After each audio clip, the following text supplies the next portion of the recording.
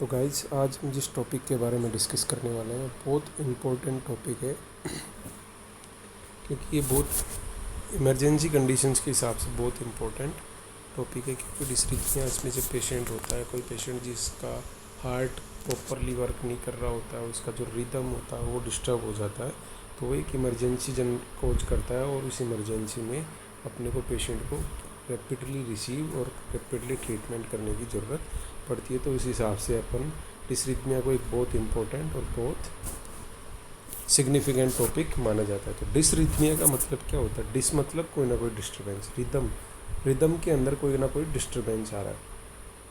अब अपना जो हार्ट होता है उसके अंदर एक रिदमिक इलेक्ट्रिकल कंडक्शन होता है कि कहाँ से कंडक्शन की स्टार्ट होगी, कहाँ से इलेक्ट्रिकल स्टिमुलस मिलेगा, फिर वो कहाँ स्प्रेड होगा, फिर वहाँ से जैसे अपन बात करते हैं ऐसे नोड कि ऐसे नोड एक पेसमेकर की तरह काम करता है। तो पेसमेकर से सबसे पहले स्टिमुलस जनरेट होता है, वो स्टिमुलस एट्रिया में स्प्रेड होता है, फिर एट्रिया में स्प्रेड होने के बाद एवी नोड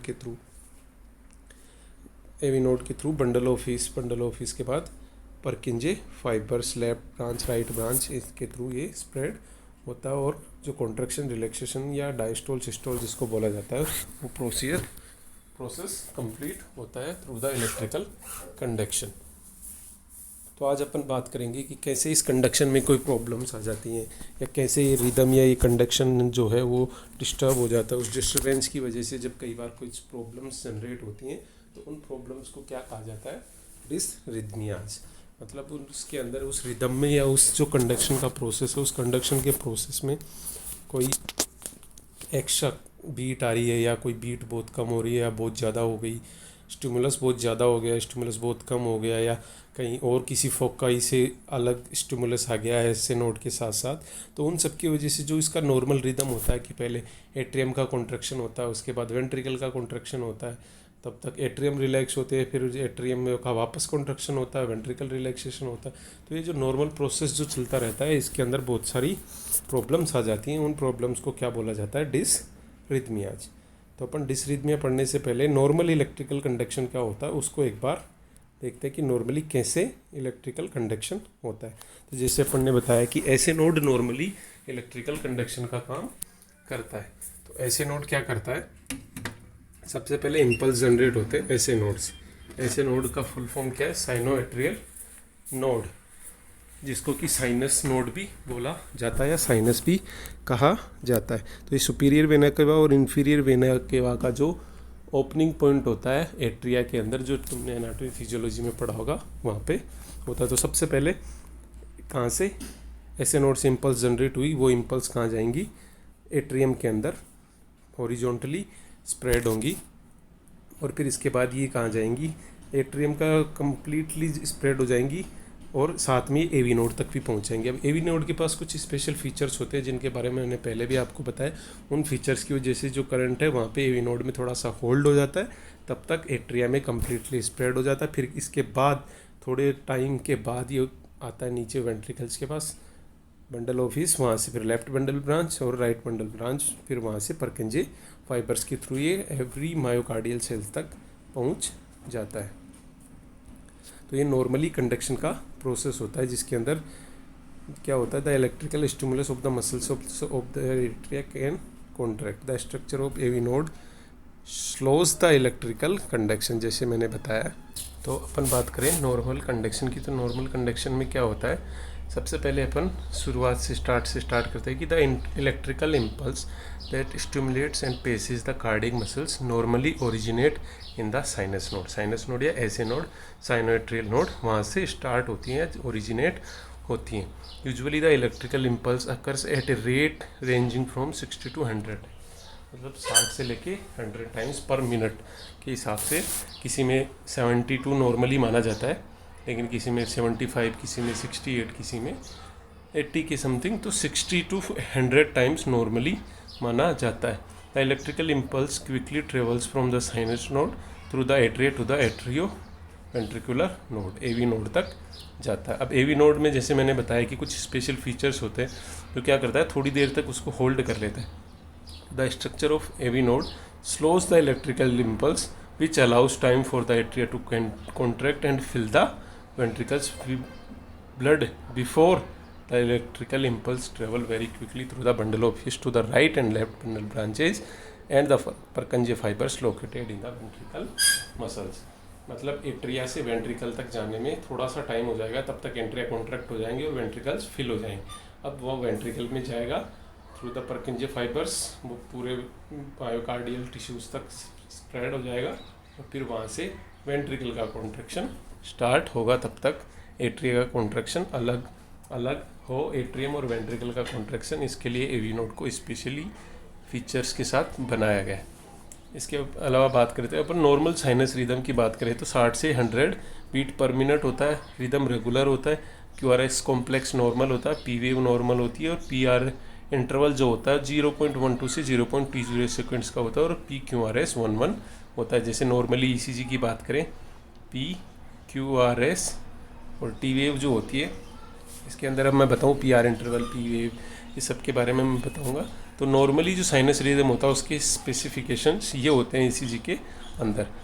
जैसे इलेक्ट्रोकार्डियोग्राम या ECG की बात करें तो यहाँ पे ECG के अंदर आपको फाइंडिंग से ही पता चलेगा कि कौन सा डिसरिथमिया है, क्या प्रॉब्लम आ रही। तो इससे पहले आपको पता होना चाहिए कि ECG में जो कौन सी वेव है किसको डिनोट कर रही है और किसके अल्ट्रेशन की वजह से कहाँ पे प्रॉब्लम आ रही है। तो सबसे पहले नॉर्मल कि यहाँ पे फर्स्ट है, इसके अंदर कोई कुछ नहीं हो रहा है, यहाँ से ECG की स्टार्टिंग होगी कि यहाँ पे ना वेंट्रिकल रिलैक्सेशन फेज में है, हार्ट में किसी तरह का कोई कंडक्शन नहीं हो रहा। अब स्टार्ट हुआ यहाँ से ऐसे नोड से इम्पल्स का जनरेट होना। जैसे ही ऐसे नोड में इम्पल्स जनरेट होंगे, एट्रिया में स्प्रेड होंगे, वहाँ पे कौन सी वेव दिखाई देगी आपको? P वेव, जो कि किसको डिनोट करती है? Atrial depolarization. जो एट्रिया का डिपोलराइजेशन होता है उसको डिनोट करती है P वेव। मतलब कि वहाँ पे एट्रिया के अंदर जो इम्पल्स है वो स्प्रेड हो रहे हैं, एट्रिया का कॉन्ट्रैक्शन हो रहा है। इसके बाद सेकेंड स्टेज जिसमें एट्रिया का कम्प्लीटली कॉन्ट्रैक्शन हो चुका होता है और उसके बाद AV नोड में करंट रुका हुआ है, तो उस टाइम पे किसी तरह का कोई मूवमेंट नहीं है, बिल्कुल फ्लैट वेव आती है जो P और QRS कॉम्प्लेक्स के बीच में होती है। P और QRS कॉम्प्लेक्स, P वेव के बाद एक सीधी लाइन आती है जिसको डिनोट करती है कि उस वक्त जो इम्पल्स है वो कहाँ पे? AV नोड पे रुकी हुई है। एट्रिया का डिपोलराइजेशन हो चुका है लेकिन अभी वेंट्रिकल का स्टार्ट होना बाकी है, तो उसके बीच का जो टाइम है थोड़ा सा वो एक फ्लैट वेव के रूप में आपको दिखेगा। इसके बाद करंट नीचे की तरफ जाएगा, वेंट्रिकुलर फाइबर्स को Purkinje fibres, bundle of His, left bundle branch, right bundle branch, Purkinje fibre से वेंट्रिकल के अंदर स्प्रेड होगा। तो उसको डिनोट कौन करेगा?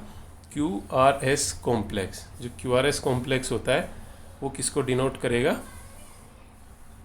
जो electrical activity in the ventricle, ventricle के अंदर जो इलेक्ट्रिकल एक्टिविटी हो रही है या वेंट्रिकुलर डिपोलराइजेशन की बात करते हैं, वेंट्रिकुलर डिपोलराइजेशन, उसको कौन डिनोट करता है? QRS complex. अब कम्प्लीटली जब डिपोलराइजेशन हो जाएगा उसके बाद थोड़ा पोज आता है, थोड़ा सा पोज आता है, वो फिर QRS कॉम्प्लेक्स और T वेव के बीच में जो इस एक फ्लैट लाइन है वो उसको डिनोट करती है। अब इस पोज के बाद वापस से वहाँ पे क्या स्टार्ट हो जाएगा? रीपोलराइजेशन। डिपोलराइजेशन, वेंट्रिकुलर डिपोलराइजेशन के बाद एक फ्लैट वेव आई, जिस वक्त हार्ट कोई काम नहीं कर रहा है तो वहाँ पे कोई इलेक्ट्रिकल डेविएशन नहीं है। इसके बाद वापस से रीपोलराइजेशन स्टार्ट होगा, जिसको कौन सी वेव डिनोट करती है? T wave. तो इस तरह से एक ECG होती है जिसके अंदर सबसे पहले P वेव जो किसको डिनोट कर रही है? एट्रियल डिपोलराइजेशन या एट्रियल सिस्टोल को। अब यहाँ पे एक फ्लैट वेव आई जो किसको कि AV नोड के अंदर इलेक्ट्रिकल इम्पल्स स्लोली जा रहे हैं, तो इतने स्लो होते हैं कि उस टाइम किसी तरह का कोई इलेक्ट्रिकल डेविएशन नहीं होता है। अब इसके बाद वेंट्रिकल में जाएंगे तो वहाँ पे QRS कॉम्प्लेक्स बनेगा। अब QRS कॉम्प्लेक्स बन गया मतलब वहाँ पे वेंट्रिकल का कम्प्लीटली डिपोलराइजेशन हो गया। अब कंप्लीट डिपोलराइजेशन के बाद फिर से एक फ्लैट वेव आती है जिस वक्त की ना वेंट्रिकल में कोई एक्टिविटी हो रही है ना एट्रियल में कोई एक्टिविटी हो रही है। फिर उसके बाद वापस जब वेंट्रिकल का रीपोलराइजेशन होगा उस वक्त वापस एक वेव आएगी जिसको किस नाम से जाना जाता है?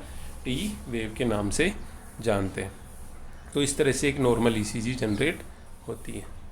अब ECG के पार्ट्स की बात करें, ECG में कौन सी वेव को क्या बोला जाता है, कौन सा पार्ट किसको डिनोट करता है, तो वो देखें। तो इसके अंदर सबसे पहले जैसे मैंने बताया P वेव जो आपको यहाँ दिख रही है, QRS कॉम्प्लेक्स, T वेव और U वेव भी एक छोटी सी वेव होती है जो सेप्टल जो रिपोलराइजेशन होता है उसको डिनोट करती है।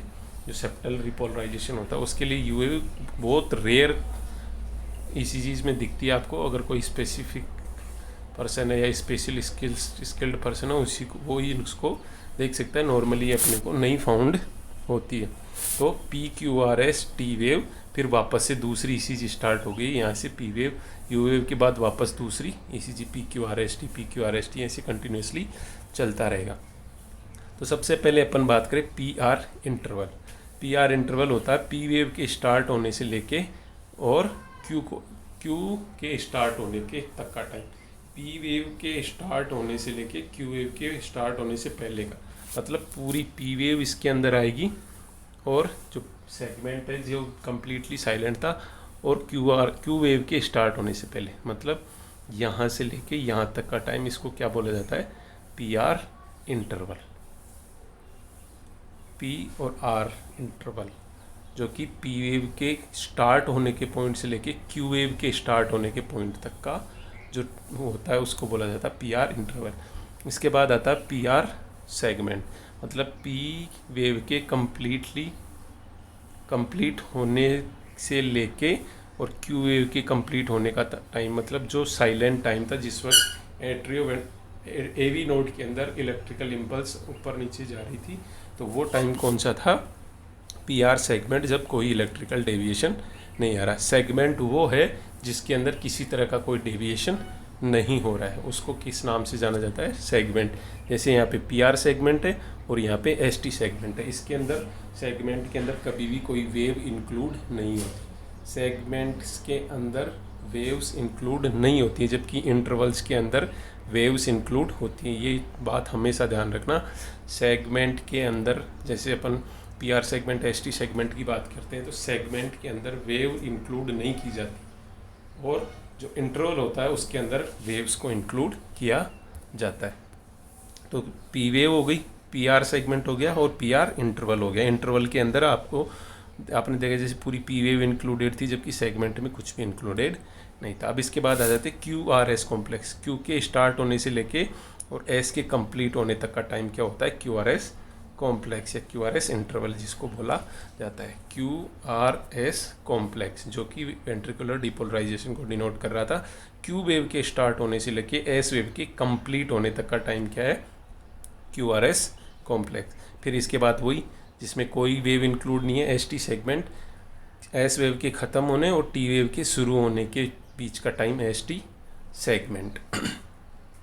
अब इसके बाद बात करें ST interval. ST interval S wave के ख़त्म होने से लेके T वेव के ख़त्म होने का टाइम, मतलब इसके अंदर पूरी की पूरी T वेव इंक्लूड है। इसको क्या बोला जाता है? ST interval.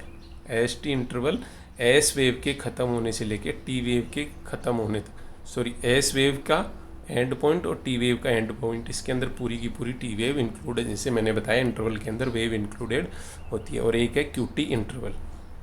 QT मतलब Q के शुरू होने से लेके T के एंड होने तक, Q के स्टार्ट होने से लेके T के एंड होने तक। इसके अंदर QRS कॉम्प्लेक्स, ST सेगमेंट और T वेव कंप्लीट पूरी तीनों की तीनों एड, मतलब वेंट्रिकुलर डिपोलराइजेशन और वेंट्रिकुलर रिपोलराइजेशन दोनों किसके अंदर आ गए? QT इंटरवल के अंदर। इसके बाद बचा RR इंटरवल। RR इंटरवल के अंदर दो R वेव्स के बीच का जो टाइम होता है उसको बोला जाता है RR इंटरवल। ये बताता है कि एक वेव के बाद दूसरी वेव के बीच में कोई, मतलब एक इम्पल्स जनरेट होने के या एक कॉन्ट्रैक्शन रिलैक्सेशन के बाद दूसरा कॉन्ट्रैक्शन रिलैक्सेशन में टाइम लग रहा है या सेम, या कितना डिफरेंस है इनका। इसका डिफरेंस बताता है कि कंटिन्यूसली जो इम्पल्स है वो आ रहे हैं या नहीं आ रहे। तो इसमें जो इम्पोर्टेंट चीज़ें वो आपने देख ली। PR इंटरवल, P वेव के शुरू होने से लेके Q वेव के शुरू होने तक का टाइम PR इंटरवल। बीच में जो फ्लैट लाइन है वो PR सेगमेंट, और इधर जो फ्लैट लाइन है ST सेगमेंट। सेगमेंट्स में वेव नहीं है, जबकि इंटरवल्स के अंदर वेव आती है। RR इंटरवल दो R वेव के बीच में, QT इंटरवल Q के स्टार्ट होने से लेके T के एंड होने तक का, और ST इंटरवल S के एंड से लेके T के एंड तक का ST इंटरवल, और QRS जिसके अंदर QRS कॉम्प्लेक्स है। अब इसके बाद बात करें अपन डिसरिथमियाज की।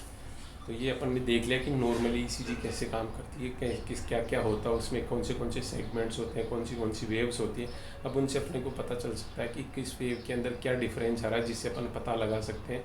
जैसे कोई वेव लंबी हो गई है, कोई वेव छोटी हो गई है, कोई सेगमेंट बड़ा हो गया, कोई सेगमेंट छोटा हो गया, क्योंकि हर एक पॉइंट किसी न किसी एक्टिविटी को डिनोट कर रहा है। तो वो एक्टिविटी बढ़ रही है, कम हो रही है, नहीं हो रही है, ज़्यादा हो रही है, तो उससे अपने को पता चल सकता है। तो डिसरिथमियाज के अंदर यही हो रहा था कि रिदम में चेंज आ रहा था ईसीजी के या हार्ट की इलेक्ट्रिकल एक्टिविटी के अंदर कोई ना कोई प्रॉब्लम आ रही थी। तो डिसरिथमिया की डेफिनेशन देखें तो dysrhythmias are disorders of the formation or conduction or both. या तो फॉर्मेशन यानी ओरिजिन, ऐसे नोड से ओरिजिन पे, या उसके कंडक्शन में, या फिर दोनों में से कहीं भी, या तो ओरिजिन पे या कंडक्शन में या दोनों में कहीं भी प्रॉब्लम हो रही है of the electrical impulse with in the heart के अंदर जो इम्पल्स जनरेट हो रहे हैं इलेक्ट्रिकल इम्पल्स, उनके फॉर्मेशन या कंडक्शन के अंदर कोई डिसऑर्डर आ रहा है, तो उस कंडीशन को क्या बोला जाता है? Dysrhythmias. These disorders can cause disturbance of the heart rate, heart rhythm or both. Rate के अंदर, रिदम के अंदर या दोनों के अंदर ये डिस्टर्बेंस कॉज कर सकते हैं। डिसरिथमियाज में इनिशियली भी evidenced by the haemodynamic effect they cause example a change in the conduction may change the pumping action of the heart and cause decreased blood pressure। क्योंकि अगर हार्ट का इलेक्ट्रिकल इम्पल्स के अंदर कोई प्रॉब्लम आएगी तो heart के systolic और डायस्टोलिक फंक्शन में इम्पल्स जो प्रॉब्लम आएगी। अगर इम्पल्स कंप्लीटली डिलीवर नहीं हो रहे हैं, कहीं पे होल्ड हो रहे हैं या बहुत फास्टली जा रहे हैं, तो या तो डायस्टोलिक और सिस्टोलिक फंक्शन बढ़ जाएगा, कम हो जाएगा, तो उसकी वजह से हार्ट की एक्टिविटी डिस्टर्ब होगी। एक्टिविटी डिस्टर्ब होगी तो हीमोडाइनमिक इफेक्ट दिखाई देंगे। हीमोडाइनमिक इफेक्ट मतलब कहीं पे ब्लड प्रेशर बढ़ गया, ब्लड प्रेशर कम हो गया, कार्डियक आउटपुट कम हो गया, कार्डियक आउटपुट ज़्यादा हो गया, तो ये सब कंडीशंस हीमोडाइनमिक इफेक्ट हो सकते हैं। तो डिसरिथमियाज क्या है? डिसरिथमियाज वो डिसऑर्डर है जो तो या तो फॉर्मेशन में या फिर कंडक्शन में के डिसऑर्डर्स हैं ऑफ इलेक्ट्रिकल इम्पल्स।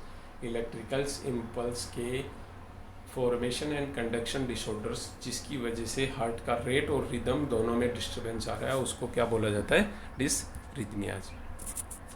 अब बात करें कि कैसे डिसरिथमियाज को अपन एनालिसिस कर सकते हैं इलेक्ट्रोकार्डियोग्राम में या ईसीजी के अंदर, कैसे अपन इनको इंटरप्रीट कर सकते हैं, कौन सी चीज़ें अपने को नोट करनी है जिनसे कि अपने को पता चल सकता है कि कहाँ पे प्रॉब्लम आ रही है, किस चीज़ को देख के अपन असेस कर सकते हैं। तो ईसीजी में क्या असेस करना आपने? तो सबसे पहले determine the ventricular rate. Ventricle की रेट क्या है, वेंट्रिकुलर कितनी बार कॉन्ट्रैक्ट रिलैक्सेशन हो रहा है, तो ये चीज़। Determine the ventricular rhythm. Rhythm क्या है? रिदम से मतलब है कि एक बार जैसे एट्रिया का कॉन्ट्रैक्शन हुआ, फिर वेंट्रिकल का कॉन्ट्रैक्शन, फिर दोबारा रिलैक्सेशन, फिर कॉन्ट्रैक्शन रिलैक्सेशन, इसको बोला जाता है रिदम। कि एक बार एट्रिया हो रहा है, फिर एक बार वेंट्रिकल हो रहा है। रेट मतलब वो कितनी बार धड़क रहा है, और रिदम से मतलब है कि एक बार एट्रियम का कॉन्ट्रैक्शन, फिर वेंट्रिकल का contraction, atrium ventricle, relaxation, contraction, या जिसको सिस्टोल डायस्टोल बोला जाता है, वो होता है रिदम। कि एक तो 2-3 बार एट्रियम का सिस्टोल हो गया और उतनी टाइम में एक ही बार वेंट्रिकल का सिस्टोल हुआ है, तो ये रिदम गड़बड़ा जाता है या रिदम में डिस्टर्बेंस आ जाता है। तो रेट या रिदम दोनों को असेस करते हैं। इसके बाद QRS की ड्यूरेशन, जो QRS कॉम्प्लेक्स था अपना, उसकी ड्यूरेशन असेस करते हैं कि ये कितनी देर में कंप्लीट हो रहा है। जब ECG आपको ECG पढ़ाएंगे तब बताएंगे कि QRS कॉम्प्लेक्स का कितना टाइम होता है, कितने टाइम में कंप्लीट होता है। तो QRS कॉम्प्लेक्स की ड्यूरेशन से। इसके बाद duration, whether the QRS duration is consistently through the strip, if not identify other duration. तो अगर कोई और ड्यूरेशन आपको आइडेंटिफाई नहीं हो रही तो QRS की ड्यूरेशन से की कंसिस्टेंसी, मतलब ECG ऐसा तो नहीं कि एक ही बार आ रही है, एक बार, दूसरी बार, तीसरी बार, जो बार बार आपको कंटिन्यूसली स्ट्रिप के अंदर हर बार में कोई डिस्टर्बेंस आ सकता है। जैसे 3 बार सही आई, फिर चौथी ECG के अंदर कोई डिस्टर्बेंस आ गया है, एक के बाद कोई डिस्टर्बेंस आ रहा, तो वो चीज़ें भी अपने को नोट करनी है। ऐसा नहीं है कि सिर्फ एक ही बार में नोट किया कि उसके अंदर कोई प्रॉब्लम नहीं है तो पूरी स्ट्रिप में ही कोई प्रॉब्लम नहीं है। पूरी स्ट्रिप के अंदर कुछ ECG ऐसी होगी जिनमें प्रॉब्लम हो सकती है और कुछ ECG ऐसी होगी जो नॉर्मल हो सकती है। नेक्स्ट, आइडेंटिफाई QRS की शेप।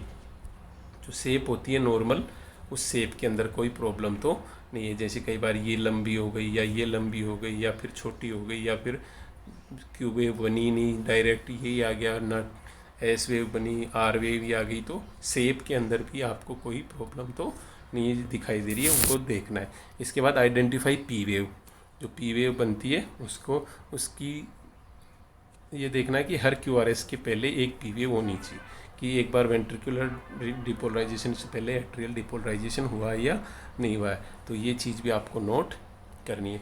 इसके बाद आइडेंटिफाई पी वेव की shape, identify whether is consistent और नॉट, कि ये हर बार हर क्यू आर एस कॉम्प्लेक्स के पहले है या नहीं है, इसकी शेप कैसी है।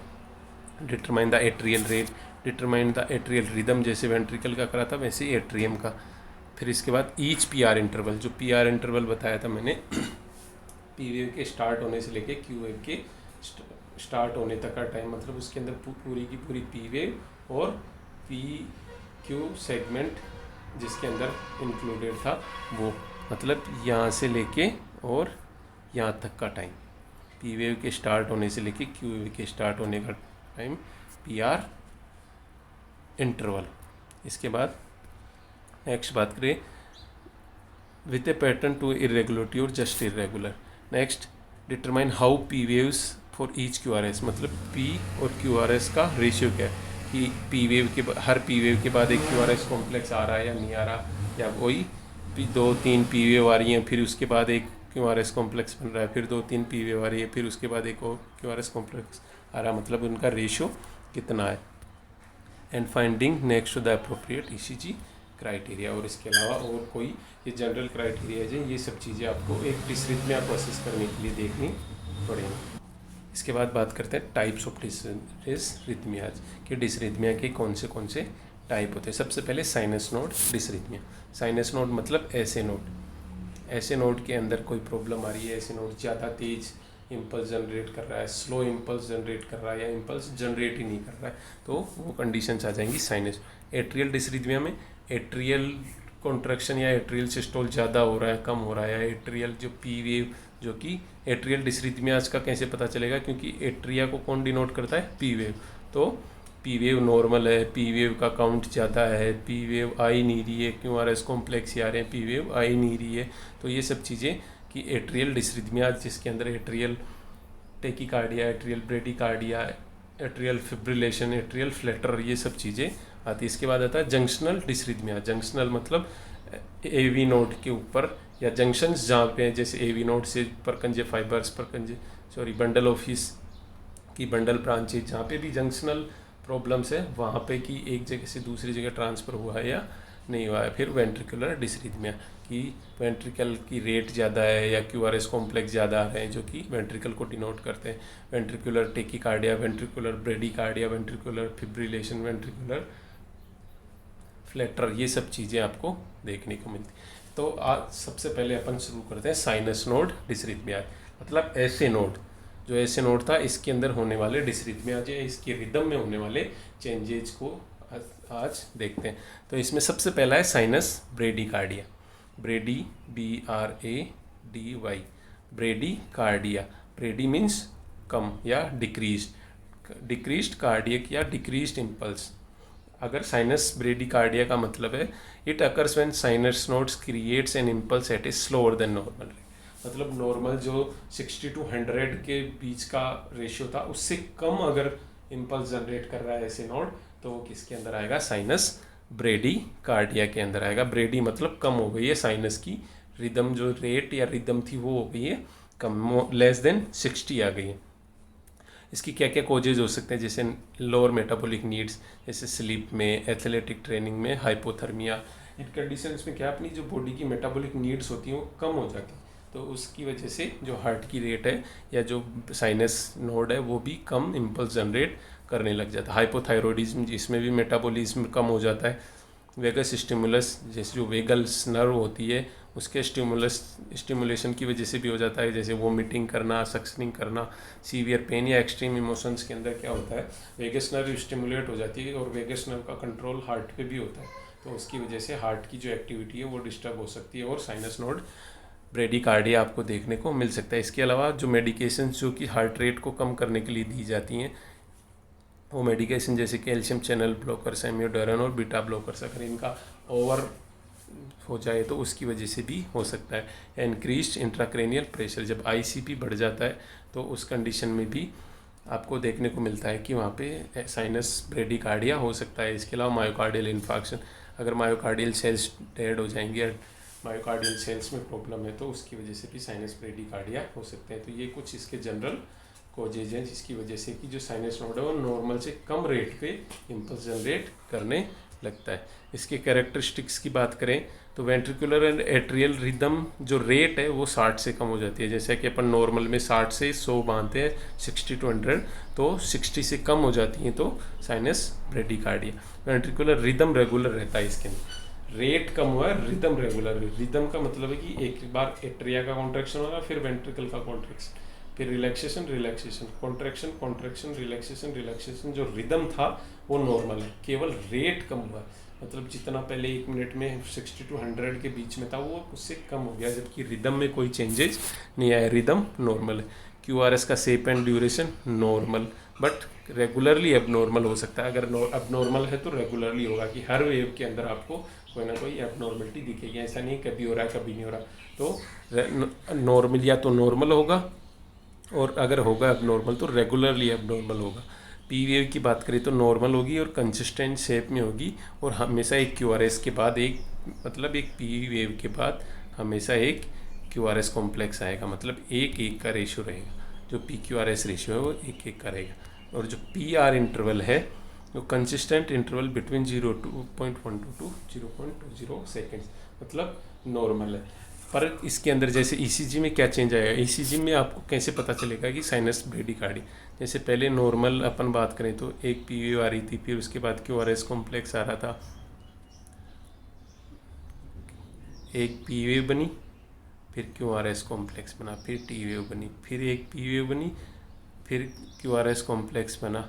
तो इस तरह से एक, जैसे इतनी ड्यूरेशन के अंदर पहले 5 ECG आ रही थी, लेकिन अब आ रही है 3 ही, मतलब कि रेट स्लो हो गया है। मतलब इनके बीच में लंबा लंबा हो जाएगा, गैप जो है इनके बीच का वो बढ़ जाएगा, मतलब एक के बाद दूसरा इम्पल्स को आने में थोड़ा टाइम लग रहा है। जैसे नॉर्मली अगर इतनी ड्यूरेशन के अंदर 5 ECG बन रही थी, वहाँ पे 3 ही बन रही है, मतलब इनके बीच की जो ड्यूरेशन है वो बढ़ जाएगी। 2 ECG या 2 इम्पल्स के बीच की डिस्टेंस जो होगी या बीच का जो टाइमिंग है वो बढ़ जाएगा।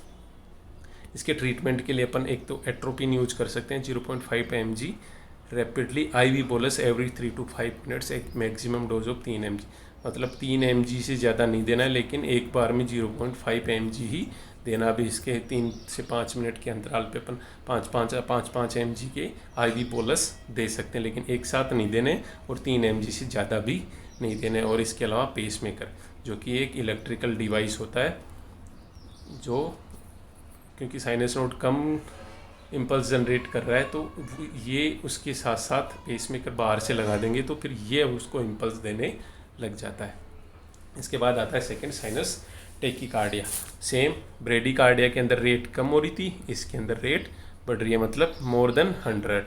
उसमें लेस देन 60 थी, इसके अंदर मोर देन 100, जो नॉर्मल था उससे ज़्यादा होने लग जाएगी। अब इसके अंदर इसकी कोचेज क्या हो सकते हैं, एक्यूट ब्लड लॉस की वजह से, क्योंकि उस कंपनसेटरी होगा, एनीमिया होगा तो बढ़ जाएगा, शोक होगा तो बढ़ जाएगी, हाइपरवोलीमिया हाइपोवोलीमिया की कंडीशन में बढ़ सकती, कंजेस्टिव हार्ट फेलियर होगा तो भी, जैसे अपन ने बात करी कि ये सब कंडीशंस में क्या होता है, डिमांड बढ़ जाती है। तो डिमांड बढ़ेगी तो हार्ट की एक्टिविटी भी बढ़ जाएगी। हाइपर मेटाबॉलिज्म जब ज़्यादा हो जाता है तो भी डिमांड बढ़ जाती है, फीवर होता है तो बढ़ जाती है, एक्सरसाइज करते हैं तो भी डिमांड बढ़ जाती है, एंजाइटी और सिम्पैथेटोमिमेटिक्स मेडिकेशन, मतलब जब डिमांड बढ़ जाती है बॉडी के अंदर तो हार्ट उस डिमांड को पूरा करने के लिए रेट बढ़ा देता है। जैसे एक बार में जो उतना कार्डियक आउटपुट था उतना या तो कम हो गया हो, या तो कार्डियक आउटपुट कम हो गया हो, जिसकी वजह से डिमांड बढ़ गई है। किसी भी वजह से बॉडी के अंदर अगर डिमांड बढ़ रही है ब्लड और ऑक्सीजन की, तो उस कंडीशन में हार्ट की रेट बढ़ जाती है, या फिर किसी मेडिकेशन की इफेक्ट की, या फिर कोई जो सिंपैथेटिक इफेक्ट है उसकी वजह से ऐसा हो सकता है। जैसे अपन बात करते हैं कि जब fight and flight response generate होता है, सिंपैथेटिक सिस्टम एक्टिवेट होता है, तो उस टाइम पे भी हार्ट रेट बढ़ जाती है। तो उन कंडीशंस में क्या होता है, हार्ट की रेट मोर देन 100 हो जाती है, मतलब नॉर्मल से ज़्यादा इम्पल्स जनरेट होने लग जाती है। इसके कैरेक्टरिस्टिक्स सिर्फ रेट में चेंज आएगा। रिदम रेगुलर है, क्यूआरएस कॉम्प्लेक्स रेगुलर है, पी वेव भी रेगुलर है। क्यूआरएस के बाद जो टी वेव होगी, मतलब रेट बढ़ जाएगी तो इसकी डिस्टेंस कम हो जाएगी। मतलब P Q R S T के बाद वापस से पी, मतलब इन दोनों के बीच का जो टाइम था वो कम हो जाएगा। टी वेव के ख़त्म होते ही वापस पी वेव स्टार्ट हो जाएगी, टी वेव के ख़त्म होते ही वापस टी वेव स्टार्ट हो जाएगी। मतलब इन दोनों का टाइम कम हो जाएगा, बाकी सब आएगी पूरी वेव, पूरी ईसीजी की पूरी वेव आएगी P Q R S T. लेकिन टी और पी के बीच की डिस्टेंस कम हो जाएगी, क्योंकि एक इम्पल्स के बाद दूसरा इम्पल्स बहुत जल्दी आ रहा है। जैसे आपको इसमें देख रहे हैं, इसमें सब है, पी है, जैसे अपन ने साइनस टेकीकार्डिया में बात की, ब्रेडिकार्डिया में इतनी डिस्टेंस देखी थी, उसके अंदर 5 से 8 ईसीजी थी, लेकिन इसके अंदर आपको 10 से 15 ईसीजी देखने को मिले, जबकि नॉर्मली 9 से 10 ईसीजी होनी चाहिए। मतलब जिस टाइम में 10 ईसीजी नॉर्मल में होती हैं, वो ब्रेडिकार्डिया में 5 हो जाती हैं और टेकीकार्डिया में 15 उसी टाइम के अंदर उतने ही ज़्यादा इम्पल्स आना स्टार्ट हो जाते हैं। जैसे अगर नॉर्मली मेरा हार्ट है वो 5 सेकंड में 10 इम्पल्स जनरेट करता है, तो जब टेकीकार्डिया होगा, साइनस टेकीकार्डिया, तो 10 की जगह वो 15 इम्पल्स जनरेट करो। ब्रेडिकार्डिया होगा तो 10 की जगह 5 इम्पल्स ही जनरेट करने लग जाता है, और एक इम्पल्स की वजह से एक ईसीजी जनरेट होती है। मतलब इसके अंदर पी वेव भी आ रही है, क्यूआरएस कॉम्प्लेक्स भी आ रहा है और टी वेव भी आ रही है, लेकिन टी के जस्ट बाद फिर पी वेव स्टार्ट होगी। जबकि ब्रेडिकार्डिया में क्या हो रहा था, पी वेव आ रही है, क्यूआरएस कॉम्प्लेक्स आ रहा है, फिर टी वेव आ रही है, और उसके बाद लंबा टाइम है, फिर एक पी वेव, और जबकि इसके अंदर ये जो टाइम था बीच का ये हो गया कम। तो ये डिफरेंस है टेकीकार्डिया और ब्रेडिकार्डिया के अंदर। अब टेकीकार्डिया के ट्रीटमेंट के लिए अपन क्या कर सकते हैं, एक तो जो अंडरलाइंग कोज है कि इसका कोज क्या है उसको ट्रीट करेंगे। जैसे डिमांड बढ़ रही है तो क्यों बढ़ रही है, जैसे कोई जो अंडरलाइंग कोज है उसको ट्रीट करेंगे, और साथ में कैल्शियम चैनल ब्लॉकर्स और बीटा ब्लॉकर्स देंगे जो कि हार्ट रेट को कम कर देते हैं। इसके बाद आता है थर्ड, साइनस एरिथमिया या साइनस अरेस्ट। वो कंडीशन जिसके अंदर जो साइनस नोड है वो कम्प्लीटली काम करना ही बंद कर दे, या बहुत कम रेट पे, या कभी कभी बीच के अंदर इम्पल्स ही जनरेट, मतलब नॉर्मली तो जनरेट कर रहा है, जैसे पी आई क्यू पी वेव आई, पी वेव आई, फिर क्यू आर एस कॉम्प्लेक्स आया, फिर टी वेव आई, लेकिन बीच में लंबा टाइम आ गया, कुछ नहीं हुआ, फिर से पी वेव आई, फिर क्यू आर एस कॉम्प्लेक्स आया, फिर टी वेव आई। मतलब इस बीच के अंदर साइलेंट अरेस्ट हो गया, मतलब कि ये काम नहीं कर रहा। कभी कभी बीच बीच के अंदर कभी जो इम्पल्स ही जनरेट नहीं करता है, मतलब हार्ट इम्पल्स जनरेट करना ही भूल जाता है, तो उस कंडीशन को क्या बोला जाता है, arrhythmia. When the sinus nodes creates an impulse at an irregular rhythm, the rate usually increase the inspiration and decrease with expiration. जब इंस्पिरेशन करते हैं तो बढ़ जाती है, और जब एक्सपिरेशन करते हैं तो कम हो जाती है। तो ऐसी कोई कंडीशन अगर जनरेट हो रही है तो उसको क्या बोला जाता है, साइनस अरिथमिया या साइनस अरेस्ट। इसके अंदर नॉन रेस्पायरेटरी कोज तो क्या हो गया कि इंस्पिरेशन के साथ बढ़ रही है, एक्सपिरेशन के साथ कम हो रही है, मतलब कोई ना कोई रेस्पिरेटरी प्रॉब्लम हो रही है। और इसके अलावा अगर कुछ है तो कोई हार्ट डिजीज़ या वाल्वुलर डिजीज़ की वजह से भी ऐसा हो सकता है। इसके कैरेक्टरिस्टिक्स देखें तो वेंट्रिकुलर रेट 60 से 100 के बीच में होती है, नॉर्मली 60 से 100 के बीच में ही होती है, पर रिदम चेंज हो गया, इसके रिदम इरेगुलर हो जाएगा, कभी आ रही है, कभी कॉन्ट्रैक्शन रिलैक्सेशन, कभी इसकी एट्रिया ने ऐसे नोड ने इम्पल्स ही जनरेट नहीं की, तो रिदम में चेंजेज आएगा, रिदम इरेगुलर हो सकता है। क्यूआरएस कॉम्प्लेक्स का शेप एंड ड्यूरेशन यूजुअली जब इम्पल्स जनरेट होगी तब कंप्लीट वेव आएगी, पी आएगा, क्यूआरएस आएगा, टी वेव आएगी, लेकिन जब इम्पल्स ही जनरेट नहीं होगी कभी कभी तो उस वक्त बिल्कुल साइलेंट एक सीधी लाइन आ जाएगी, फिर से वापस नॉर्मल हो गया। हर बार जब पी वेव आएगी तब क्यूआरएस कॉम्प्लेक्स, मतलब जब भी इम्पल्स जनरेट होगा नॉर्मल होगा, लेकिन कभी कभी लंबे टाइम तक, लंबा टाइम मतलब कुछ मिली सेकेंड, 0.1 सेकेंड, 0.2 या 0.3 सेकेंड्स तक कोई बीट ही नहीं है ये, मतलब हार्ट बीट स्किप हो गई है, बीच में छूट गई है, तो उस कंडीशन को क्या बोला जाता है, साइनस अरेस्ट या साइनस एरिथमियाज। इसके ट्रीटमेंट के लिए अपन एट्रोपिन और पेसमेकर यूज कर सकते हैं। इसके बाद आता है एट्रियल डिसरिथमिया। अब साइनस नोड से रिलेटेड 3 चीज़ें अपन ने देखी, साइनस ब्रेडिकार्डिया जिसमें साइनस नोड ने नॉर्मल से कम इम्पल्स जनरेट करना शुरू कर दिया, साइनस टेकीकार्डिया जिसमें नॉर्मल से ज़्यादा इम्पल्स जनरेट शुरू कर दिया, और कार्डिया साइनस अरेस्ट या साइनस एरिथमिया जिसके अंदर कभी कभी बीट स्किप हो जाती है, मतलब थोड़ी देर के लिए कोई इम्पल्स जनरेट नहीं होती, फिर वापस नॉर्मल वेव आने लग जाती है, तो उसको बोला जाता है साइनस अरेस्ट। अब इसके बाद आता है एट्रियल डिसरिथमियाज, मतलब एट्रियम में जो एट्रिया होता है अपना, लेफ्ट एट्रिया राइट एट्रिया, उन दोनों के अंदर अगर कोई प्रॉब्लम आ रही है कंडक्शन से रिलेटेड तो उसको क्या बोला जाता है, एट्रियल डिसरिथमिया। जिसमें सबसे पहला है प्री मैच्योर एट्रियल कॉम्प्लेक्स। ये क्या होता है, pre mature atrial complex is a single ECG complex that occurs when electrical impulse start in the atrium before the next normal impulse of the sinus node. मतलब जब sinus node के अंदर, ये line इसके अंदर, इसमें क्या होता है नॉर्मली जब पी वेव आ रही है, फिर क्यू आर एस कॉम्प्लेक्स आ रहा है, फिर टी वेव आ रही है, तो इसके बीच में कहीं ना कहीं एक तो ऐसे नोड से तो इम्पल्स आ ही रही है, ऐसे नोड से इम्पल्स आ रही है, इसी साथ में एट्रिया, जैसे कि आप सबको पता है हार्ट की जो मसल्स होती हैं उनके अंदर खुद के अंदर कॉन्ट्रैक्शन की पावर होती है, वो बिना ऐसे नोड के इम्पल्स के खुद के इम्पल्स भी जनरेट कर सकते हैं या खुद से भी कॉन्ट्रैक्शन रिलैक्सेशन कर सकते हैं। तो कई बार क्या होता है किसी प्रॉब्लम की वजह से, किसी पैथोलॉजिकल कंडीशन की वजह से जो एट्रियल जो फोकाई या फोकस होते हैं उनसे भी एक्स्ट्रा इम्पल्स जनरेट होने लग जाती है। मतलब एक तो ऐसे नोट कर ही रहा है, साथ में एट्रिया से भी कहीं से इम्पल्स जनरेट होने लग जाती है, तो वो इम्पल्स डबल हो जाएगी।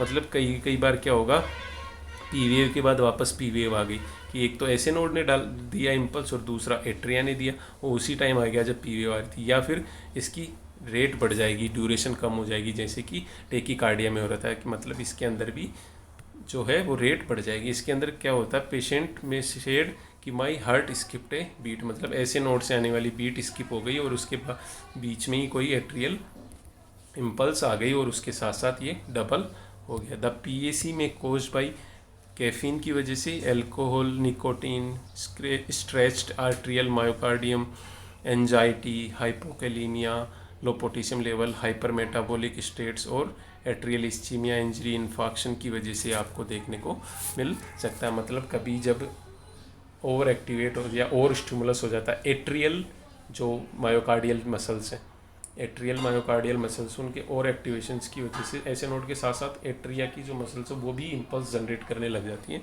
तो उसको क्या कहा जाता है, प्रीमेच्योर एट्रियल कॉम्प्लेक्स। इसके अंदर वेंट्रिकल रेट जो होगी वो अंडरलाइंग रिदम पे कोच करेगी, डिपेंड करेगी कि रिदम कैसा है। इससे टेकीकार्डिया, साइनस टेकीकार्डिया है तो रेट बढ़ जाएगी। जो रिदम होगा वो यूजुअली रेगुलर होगा एक्सेप्ट पीएसी अकर्स, मतलब नॉर्मली चल रहा है नॉर्मल ऐसे नोड इम्पल्स जनरेट कर रहा है, ईसीजी आ रही है, लेकिन बीच में कहीं से एक एट्रियल इम्पल्स आ गई तो उसकी वजह से रिदम गड़बड़ा जाएगा।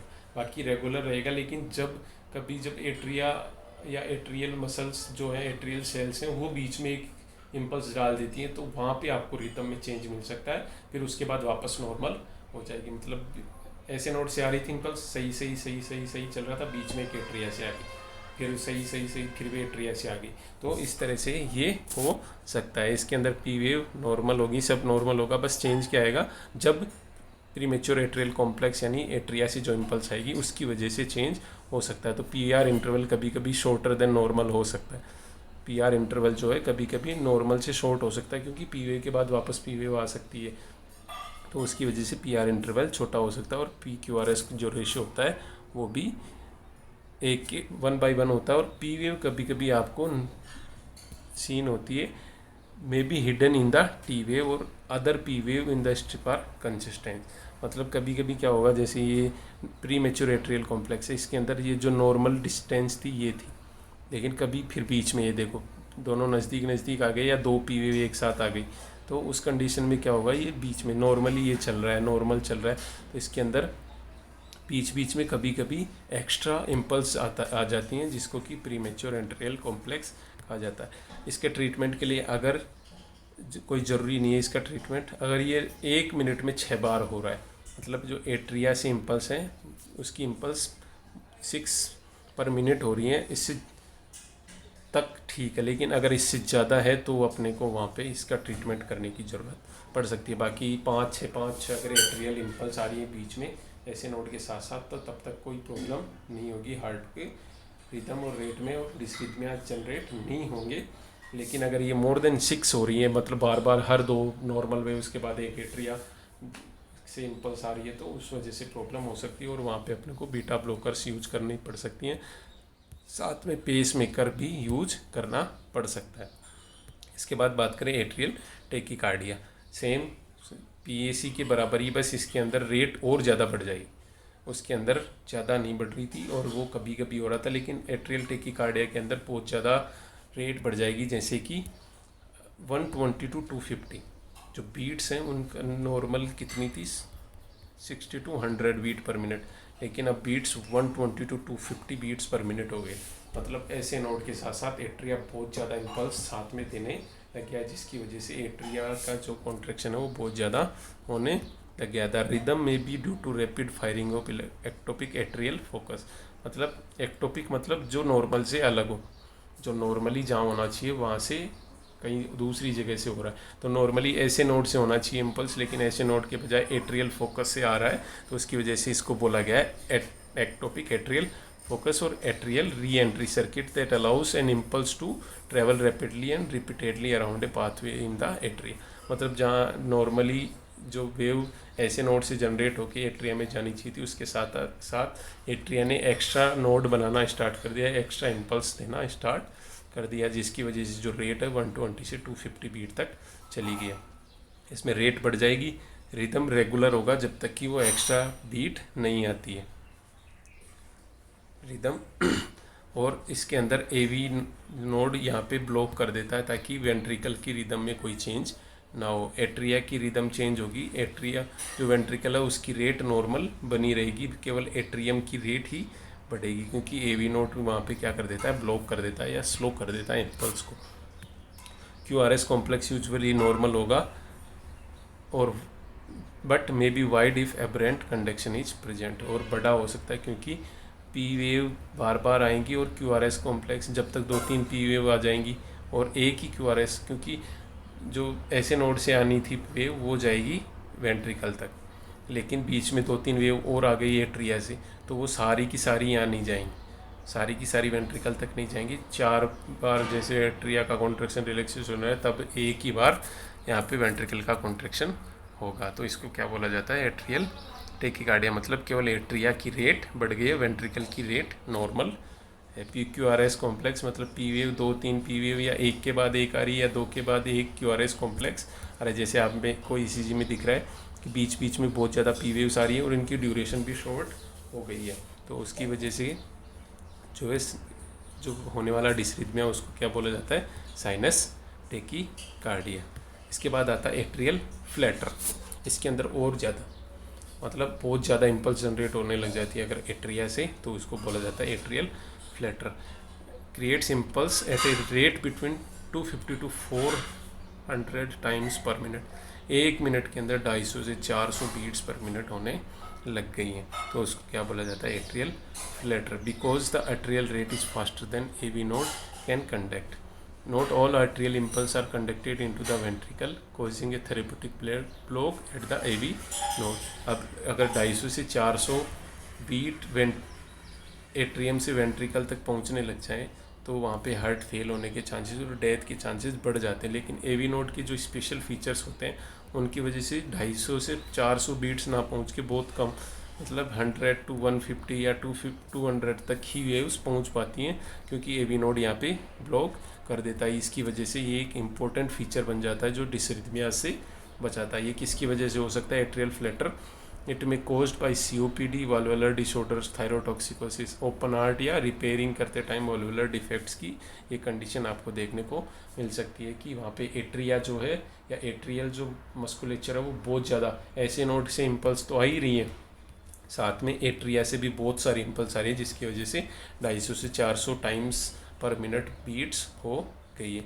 इसके ECG कैरेक्टरिस्टिक्स की बात करें तो रेट 250 से 400, बट वेंट्रिकुलर की रेंज 75 से 150 यानी 75 to 150 मतलब इसके जितनी नहीं हुई है। रेट उससे बहुत कम है एवी नोड के स्पेशल फीचर्स की वजह से। रिदम की बात करें तो the atrial rhythm is regular, the ventricular rhythm is usually regular but may be irregular because of change in the AV conduction. Obviously change आएगा रिदम के अंदर, क्योंकि जो एट्रियम है वो बार बार पी वेव बहुत ज़्यादा आएंगी और उसके बाद एक क्यू आर एस कॉम्प्लेक्स आएगा। फिर क्योंकि बहुत ज़्यादा इम्पल्स जनरेट हो रही है 250 से 400, फिर उसके बाद एक कॉम्प्लेक्स आएगा। आप आइडिया लगा सकते हो कि एक 250 से 400 बार तो 1 मिनट के अंदर एट्रियम कॉन्ट्रैक्शन रिलैक्सेशन कर रहा है, लेकिन 75 to 150 ही क्यू आर एस कॉम्प्लेक्स आ रहे हैं। तो पी वेव का काउंट बढ़ जाएगा, जैसे आपको ECG में दिख रहा है बहुत सारी पी वेव्स आ रही हैं, उसके बाद एक क्यू आर एस कॉम्प्लेक्स, फिर बहुत सारी पी वेव्स, फिर एक क्यू आर एस कॉम्प्लेक्स, फिर बहुत सारी पी वेव्स, फिर एक क्यू आर एस कॉम्प्लेक्स। तो ये 2 3 4 पी वेव्स के बाद एक क्यू आर एस कॉम्प्लेक्स आ सकता है। तो इस तरह की जो वेव्स होती हैं इनको एफ वेव्स के नाम से जाना जाता है। इसको पी वेव ना बोल कर एफ वेव्स बोला जाएगा, क्योंकि बहुत सारी आ रही है। क्यू आर एस कॉम्प्लेक्स का शेप नॉर्मल रहेगा, क्योंकि जो वेंट्रिकुलर जो प्रॉपर्टीज है वो नॉर्मल है, लेकिन एट्रियल प्रॉपर्टीज डिस्टर्ब हो गई है।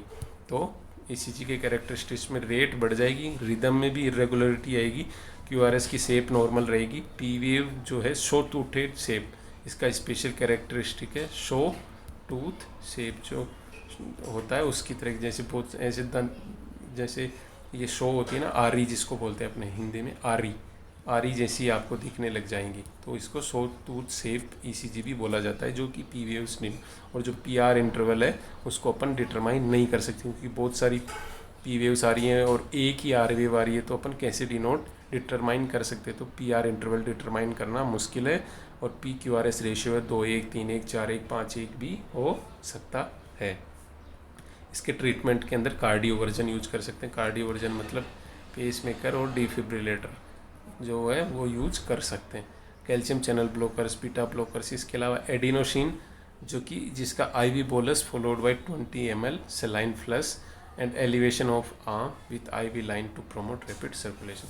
मतलब एडिनोसिन फॉस्फेट का IV बोलस देंगे और साथ में उसको देने के बाद 20 ml का सेलाइन फ्लश देंगे, और जिस हैंड में अपन ने दिया उसको एलिवेट कर देंगे, ताकि फटाफट से उसका सर्कुलेशन, रैपिड सर्कुलेशन हो सके और वो जल्दी से हार्ट की रेट को जाके कम कर सके। इसके अलावा वेगल मैन्योर्स मतलब जो वेगस नर्व है उसको ब्लॉक करना या कट करना, वेगोटमी या वेगल सप्रेशन जो भी कर सकते हैं वो सब यूज कर सकते हैं।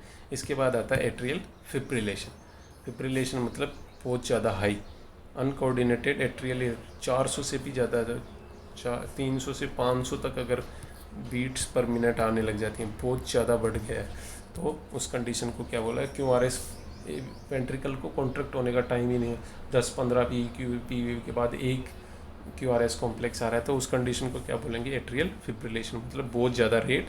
Atrial fibrillation is an uncoordinated atrial electrical activation that cause a rapid disorganised और uncoordinated tweezing of atrial musculature.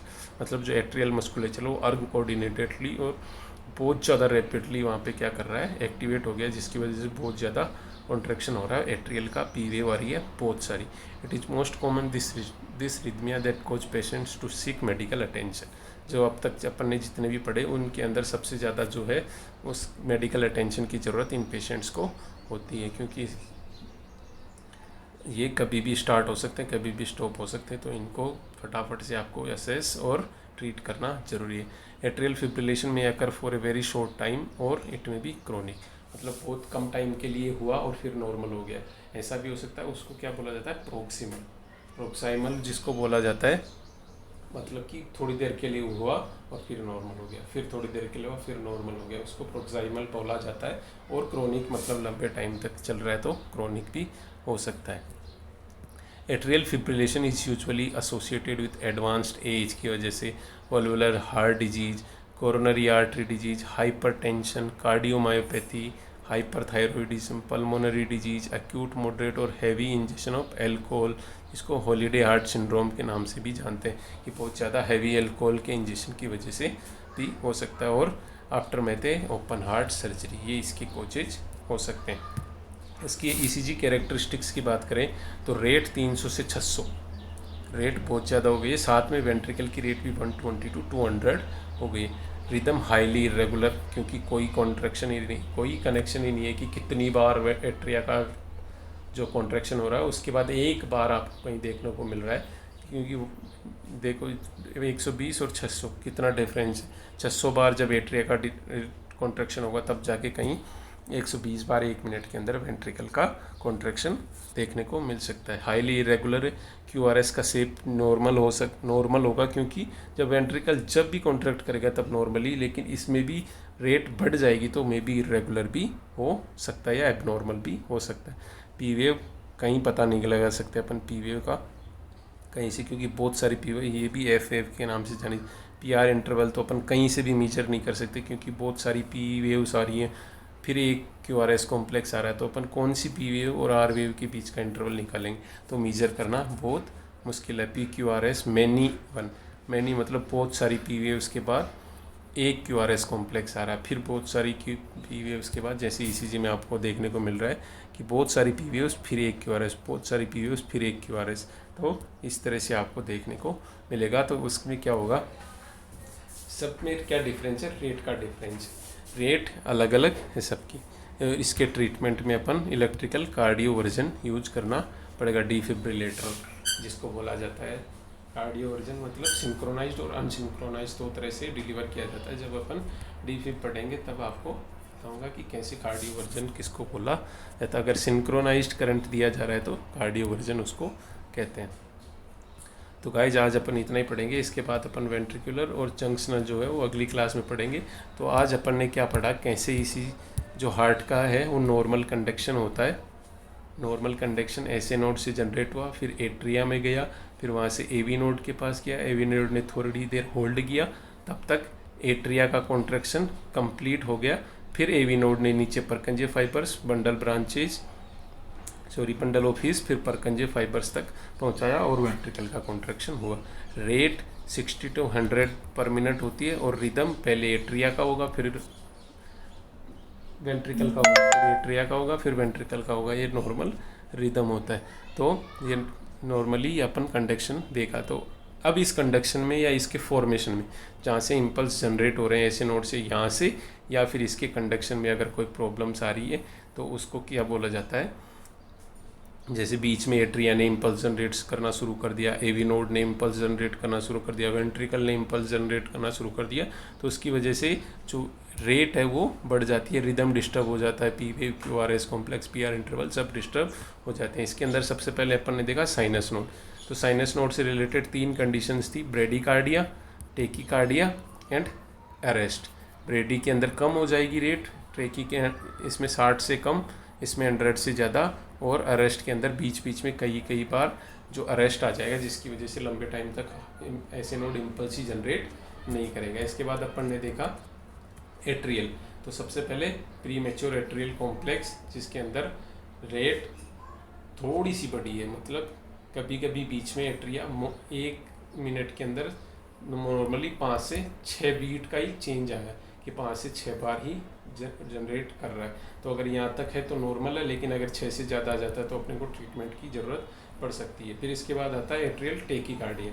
तो इसके अंदर जो रेट है वो बहुत ज़्यादा बढ़ गई है, मतलब 200 तक हो गई है रेट, तो टेकिकार्डिया। फिर इसके बाद आता है फ्लैटर के अंदर रेट 250 से 400 तक हो गई है। और फिर इसके बाद आता है फिब्रिलेशन, जिसके अंदर 300 से 600 रेट हो जाती है, जिसके अंदर आपको केवल पी वेव दिखते हैं, फिर एक QRS, इसके अंदर थोड़ी सी पी वेव के बाद एक QRS आएगा, मतलब 2 के बाद 3 के बाद 4 के बाद आपको एक QRS कॉम्प्लेक्स, और इसके अंदर बहुत सारी के बाद पी वेव्स के बाद एक QRS कॉम्प्लेक्स। मतलब पी वेव का मतलब क्या है, एट्रिया का कॉन्ट्रैक्शन, और QRS कॉम्प्लेक्स का मतलब है वेंट्रिकल का, मतलब बहुत बार एट्रियल का कॉन्ट्रैक्शन हो रहा है, फिर जाके एक बार वेंट्रिकल का कॉन्ट्रैक्शन हो रहा है। तो इस तरह के डिसरिथमिया आज अपन ने देखे। तो समझ में आया हो तो अगर कोई डाउट हो तो मुझे मैसेज करके कमेंट करके पूछ सकते हैं। समझ में आया हो, अच्छा लगा हो तो इसको लाइक करें, शेयर करें, सब्सक्राइब करें ऑन माय यूट्यूब चैनल, जिसका नाम है मेडिकल सर्जिकल फॉर नर्सेज।